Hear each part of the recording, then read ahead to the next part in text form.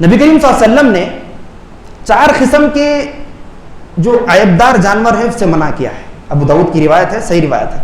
کہا کہ ایسا کانا جانور جس کا کانا پن ظاہر ہو. دوسرا کہا کہ ایسا لنگڑا جانور جس کا لنگڑا پن ظاہر ہو.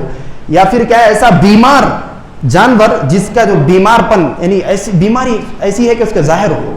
اور چوتھا یہ بتایا کہ ایسا کمزور اور لاگیر جانور جس کے ہڈیوں میں گودا ختم ہو چکا, جس کی ہڈیوں میں گودا ختم ہو چکا ہو. یہ 4 قسم کے جو یعنی عیبدار جانوروں سے آپ صلی اللہ علیہ وسلم نے ایسے جانوروں کی قربانی دینے سے منع کیا ہے. قربانی کے لیے بہیمۃ الانعام ہونا ضروری ہے, یعنی اونٹ, گائے, بکری, یہ ایسے جانور ہونا اس کا شرط ہے. اس کو بہیمۃ الانعام کہتے ہیں. حدیث میں آتا ہے لا تذبحوا الا مسنہ, کہ آپ صرف مسنہ جانور کو ذبح کر سکتے ہیں. مسنہ کہتے ہیں کہ جس کے دودھ کے دار گر گئے ہوں, یعنی دودھ کے جو دانت ہوتے ہیں سامنے کے وہ گر گئے ہوں. وہ مسنہ جانور کب بنتا ہے؟ وہ اونٹ کے لیے 5 سال ہونا ضروری ہے, اور گائے کے لیے 2 سال, اور بکری یا بکرا ہو تو 1 سال. بہرحال دیکھنا چاہیے کہ اس کے دودھ کے دانت اگر گر گئے ہوں, سامنے کے دانت ظاہر ہو گئے ہوں, تو آپ قربانی اس کی کر سکتے ہیں. اور ایک گھر کی طرف سے ایک بکری یا پھر ایک بکرا کافی ہے.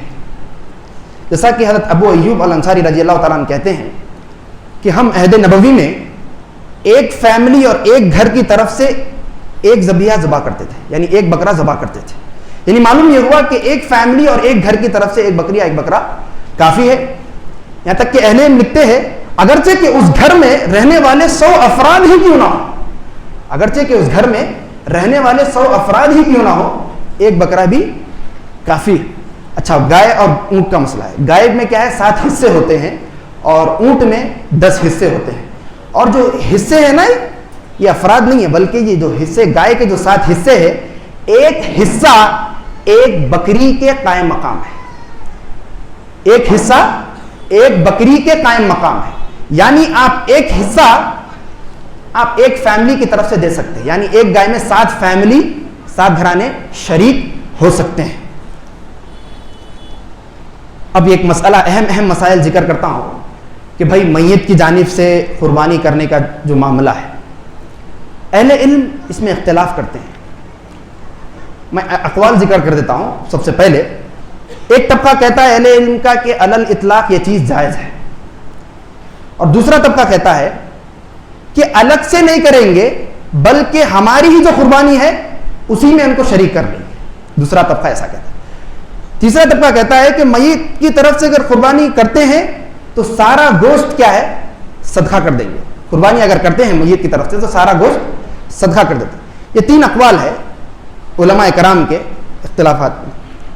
ایک بات یہ یاد رکھنی چاہیے کہ انسان جب مر جاتا ہے تو مرنے کے بعد اس کے 3 اعمال ایسے ہیں جو کبھی بھی اس کو نیکی ثواب پہنچاتے رہتے ہیں. اس میں سب سے پہلے صدقۃ جاریۃ ہے. صدقہ جاریہ کی اجازت ہے اسلام میں, اور شریعت نے صدقہ کرنے کی زیادہ سے زیادہ تعلیم دی ہے. آپ صلی اللہ علیہ وسلم کے زمانے میں حضرت خدیجہ رضی اللہ عنہا آپ کی زوجہ مطہرہ کی وفات ہوئی. آپ کے 2 صاحبزادیاں ام کلثوم رقیہ رضی اللہ عنہما کی وفات ہوئی. یا پھر اور حضرت حمزہ رضی اللہ تعالیٰ عنہ, کئی صحابات اور صحابیات کا یہ وفات ہوئی. لیکن آپ صلی اللہ علیہ وسلم نے کبھی بھی یہ حکم نہیں دیا اور نہ ہی کسی کے لیے کیا ہے میت کی قربانی کی. آپ صلی اللہ علیہ وسلم نے کبھی نہیں کی, اور نہ ہی یہ چیز ہمیں صحابہ سے بھی نہیں ملتی. یعنی معلوم یہ ہوا کہ عہد نبوی میں اور صحابہ کے دور میں یہ چیز نہیں تھی. بعد میں چل کر یہ چیز رائج ہوئی اور یہ چیز کیا ہے واقع ہوئی, اور علماء نے اختلاف کر یہ رائے نقل کی کہ بھائی صدقہ جاریہ صدقہ زیادہ سے زیادہ کرنا چاہیے. تو اس لیے, اور اگر کوئی میت مثال کے طور پر انتقال سے پہلے وصیت کر جائے, یعنی وصیت کر جائے کہ بھائی میرے مرنے کے بعد بھی کیا ہے میرے حق میں کیا ہے تم قربانی کرو, اگر وصیت کر جائے تو شریعت اس کی اجازت دیتی ہے, لیکن جو سارا گوشت ہے وہ کیا ہے آپ کو صدقہ کر دینا ہوگا. یہ ہوئی قربانی کے یعنی میت کی طرف سے قربانی کا مسئلہ. اچھا, قربانی کا وقت کیا ہے؟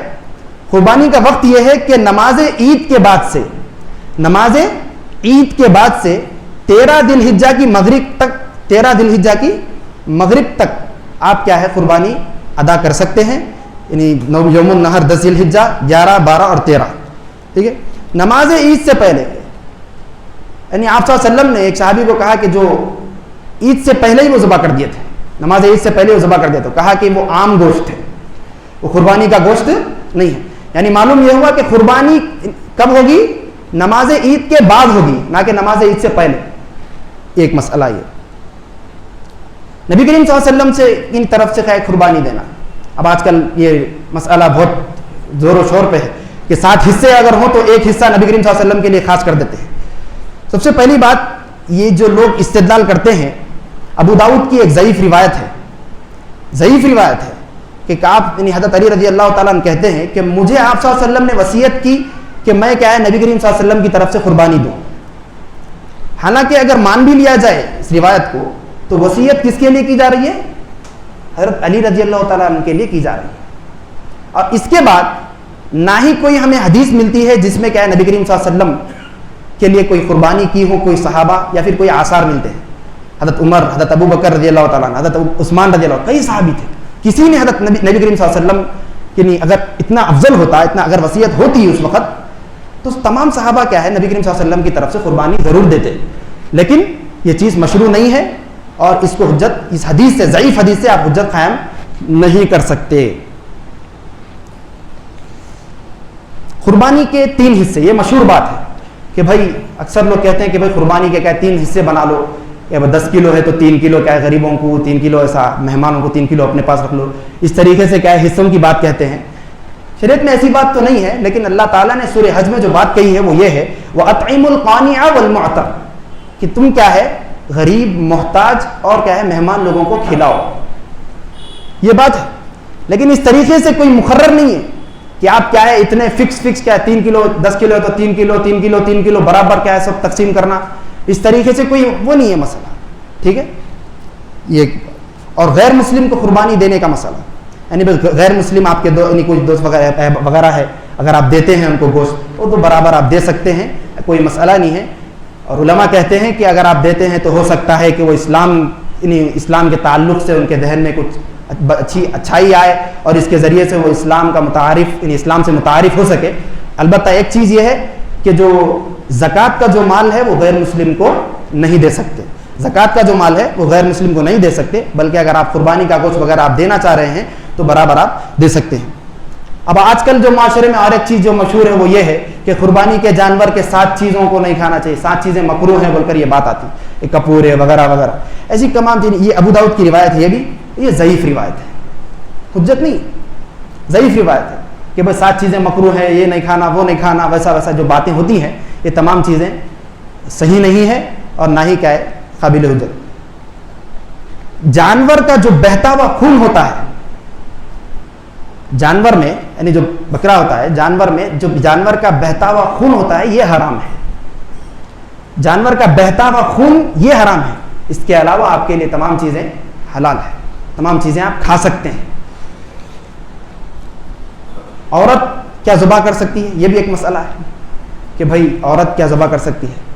تو حضرت ابو موسیٰ الاشعری رضی اللہ تعالیٰ عنہ اپنے بیٹیوں کو حکم دیتے تھے کہ وہ قربانی کرو، اپنے بیٹیوں کو حکم دیتے تھے کہ وہ اپنے ذبح کرنے کے لیے وہ حکم دیتے تھے. اور آج کل جو معاشرے میں ایک نئی بات پھیلی ہوئی ہے وہ یہ ہے کہ کلیجی کو جب تک نہیں کھائیں گے جب تک کلیجی کو فاتحہ دلا دیں گے یا پھر کیا ہے گوشت کو فاتحہ دلا دیں گے. ایک بھائی کل کہہ رہے تھے تو اسی لیے میں کہہ دینا مناسب سمجھا کہ بھائی کب تک کلیجی کو فاتحہ نہ دلا دو. یہ نئی چیزیں ہیں، یہ اسلام میں اس کا تصور ہی نہیں ہے. اب سوچنا چاہیے کہ بھائی پہلے تو آپ شرک کر رہے ہیں، بدعتیں کر رہے ہیں، آپ کی قربانی قبول ہے یا نہیں ہے یہ تو سب اللہ کے حوالے ہے کہ بھئی آپ کی قربانی قبول ہے یا نہیں ہے. لیکن آپ سب سے یعنی بدعتیں کر رہے ہیں، پھر آپ کا ثواب کیا ہی رہ جائے گا؟ آپ قربانی کر رہے ہیں، آپ سنت کے مطابق نہیں کر رہے ہیں تو آپ کا ثواب کیا رہ جائے گا؟ ان تمام خرافات میں بدعات میں آپ پڑھیں گے تو کیا فائدہ ہے جب تک گوشت کی فاتحہ نہیں کریں گے یا پھر نہیں کیا بولتے کلیجی کا فاتحہ نہیں کریں گے. نئی چیزیں ہیں یہ. میں بھی پریشان ہو گیا تمام چیزیں سن کر. اس سے پہلے گوشت کو ہاتھ نہیں لگانا ہے، یہ تمام چیزیں ہیں. اور آج کل جو مسئلہ یہ ہے کہ اکثر لوگوں کی ذہنیت جو بن رہی ہے وہ یہ کہ بھائی قربانی نہیں کریں گے بلکہ قربانی کے جانور کا جو پیسہ ہے نا ہم مسکینوں کو دے دیں گے. قربانی کے جانور کا جو پیسہ ہے ہم مسکینوں کو دے دیں گے، قربانی کا جانور کیا ہے نہیں کاٹیں گے.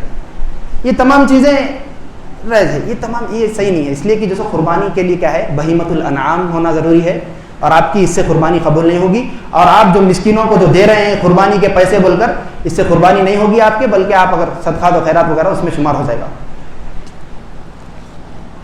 اور جو خسی شدہ جانوروں کی بھی قربانی کی جا سکتی ہے. خسی شدہ جو جانور ہوتے ہیں, خسی جانور جو ہوتے ہیں, اس کی بھی قربانی کی جا سکتی ہے, اس لیے کہ مسند احمد کی روایت ہے کہ آپ صلی اللہ علیہ وسلم نے ارشاد فرمایا, ضحى رسول اللہ صلی اللہ علیہ وسلم بکبشین املحین موجوعین خسیین, کہ آپ صلی اللہ علیہ وسلم نے 2 دمبے ذبح کیے جو موٹے تھے, تازے تھے اور خسی شدہ جانور تھے. مسند احمد کی صحیح روایت ہے. تو خسی شدہ جانور کی آپ قربانی کر سکتے ہیں. اسی طریقے سے ایک چیز یہ ہے کہ آپ صلی اللہ علیہ وسلم نے حجۃ الوداع کے موقع پر 100 اونٹ ذبح کیے, 63 اونٹ آپ صلی اللہ علیہ وسلم نے ذبح کیے, اور 37 اونٹ کیا ہے حضرت علی رضی اللہ تعالیٰ عنہ ذبح کیے. آج کل جو معاملہ یہ ہے کہ کئی علماء اکرام, سعودی علماء کے فتاوی بھی ہے, اور کئی علماء اکرام سے یہ بات طے تک پہنچی کہ بھائی آن لائن قربانی, کہ آپ فون کر کر بول دے رہے ہیں کہ 12,000 روپے بھیج دو, کہ شام تک 4 بجے میرے پاس پورا کٹ کے سامنے آ جاؤ. یہ چل رہا ہے نا آج کل معاشرے میں کہ بھائی آن لائن بھیج دو آپ پیسے, سب پورا ریڈی ہو کے آپ کے گھر میں آ جاتا ہو. افضل یہ ہے, سن لیجئے, افضل کی بات کہہ رہا ہوں, افضل یہ ہے کہ آپ خود اپنا جانور اپنے ہاتھوں سے ذبح کریں. آپ کے قربانی کا جانور آپ خود اپنے ہاتھوں سے ذبح کریں, یہ افضل ہے. اور یہاں تک کہ آپ صلی اللہ علیہ وسلم نے اپنی بیٹی حضرت فاطمہ رضی اللہ تعالی عنہا سے کہا کہ جاؤ اور اپنی قربانی کے سامنے کھڑو, آپ موجود ہو, یہاں اگر آپ دے رہے بھی وہاں پر جا کر تو آپ وہاں پر سامنے موجود ہو, یا پھر آپ خود ذبح کریں, یہ افضل ہے. اور جیسا کہ آپ صلی اللہ علیہ وسلم نے خود, یہ سنت ہے کہ آپ حجۃ الوداع کے موقع پر آپ صلی اللہ علیہ وسلم نے 63 اونٹ آپ نے خود ذبح کیے, اپنے ہاتھوں سے ذبح کیا آپ نے خود. تو آپ سوچ سکتے ہیں کہ بھائی 63 اونٹ نبی صلی اللہ علیہ وسلم جمع کر, ہم کاٹتے ہیں 1-2 جو بھی ہو, ہم ذبح کرتے ہیں اللہ کی راہ میں, اللہ تعالیٰ قبول کرے.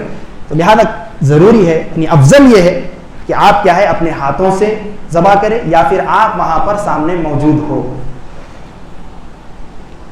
قربانی کی دعا کیا ہے, یعنی دعا یہ ہے کہ بسم اللہ اللہ اکبر آپ کہہ دیں, اللہم تقبل عنی وعن اہل بیتی, اے اللہ میری جانب سے اور میرے گھر والوں کی جانب سے قبول فرما. یا پھر اگر آپ کچھ نام لینا چاہ رہے ہیں, اللہم تقبل عن کہہ کر آپ جو بھی نام لینا چاہ رہے ہیں اس کے بعد وعن اہل بیتی کہہ کر کہہ سکتے ہیں. ایک روایت ہے انی وجہت وجہی للذی فطر السماوات, یہ صحابہ کے آثار سے دعا ثابت ہے, اگر پڑھنا ہے چاہ رہے تو ضرور اس کو پڑھ سکتے ہیں. انی وجہت وجہی للذی فطر السماوات والارض حنیفا وما کان من المشرکین, یہ جو دعا ہے. اچھا, آخری جو بات بتانی یہ تھی کہ دین اسلام ہمیں پاکی صفائی کی تعلیم دیتا ہے. دین اسلام کیا ہے, ہمیں پاکی صفائی کی تعلیم دیتا ہے.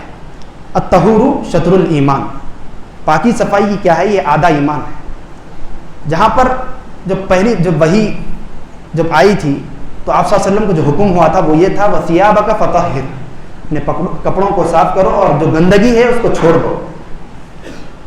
سڑکوں پر غلاظت ڈال دینا, ہماری عید ہے, صحیح بات ہے, خوشی کا موقع ہے, لیکن آپ کی وجہ سے دوسروں کو تکلیف نہ ہو. آپ کے جو دوسرے غیر مسلم ہوتے ہیں, جو بھی آپ کے ارد گرد رہتے ہیں, وہ خون بہ رہا ہوتا ہے, وہ دیکھ کر چڑھتے ہیں. یا پھر آپ کیا غلاظت لے کے آ کر کچرا, پھر گھاس پھوس وغیرہ روڈ پر پڑا ہوا ہوتا ہے. ایسا نہیں کہ آپ یہ قربانی آپ کر رہے ہیں, ایک سنت ادا کر رہے ہیں, ابراہیم علیہ السلام کی جو سنت ہے بہت پیاری سنت ہے, لیکن آپ کیا کر رہے ہیں, لوگوں کو تکلیف دے رہے ہیں. اس طریقے سے اگر آپ صاف صفائی کا لحاظ نہیں کریں گے, جو اسلام ہمیں تعلیم دیتا ہے کہ ہم پاک صاف رہیں, لوگوں کو تکلیف نہ دیں, آپ اپنا جو مذہب ہے, آپ کی عید ہے, اس میں آپ شعار بنانا چاہیے کہ آپ کسی کو تکلیف نہ دیں. المسلم من سلم المسلمون من لسانه, مسلمان کیا ہے, آپ دوسروں کے آپ کی ذات سے تکلیف نہ ہو.